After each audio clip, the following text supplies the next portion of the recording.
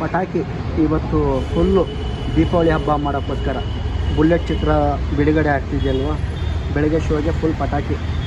ಸಾಕಷ್ಟು ಜನ ಪೋಸ್ಟ್ರನ್ನ ಗಮನಕ್ಕೆ ಸೆಳೀತಾ ಇದ್ದಾರೆ. ಎಲ್ಲರೂ ಪೋಸ್ಟ್ರು ಚೆನ್ನಾಗಿದೆ ಅಂತ ಮಾತಾಡ್ತಾ ಇದ್ದಾರೆ.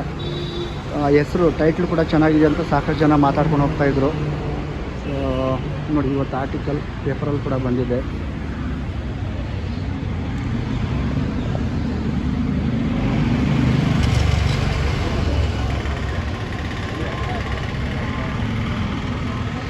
ಅಲ್ಲಿ ಒಬ್ಬರು ಪೇಪರಲ್ಲಿ ನೋಡ್ತಾ ಇದ್ರು, ಅವ್ರಿಗೆ ಗೊತ್ತಿಲ್ಲದಂಗೆ ಹಂಗೆ ಮೆಲ್ಲಿಗೆ ವೀಡಿಯೋ ಮಾಡಿಬಿಟ್ಟೆ.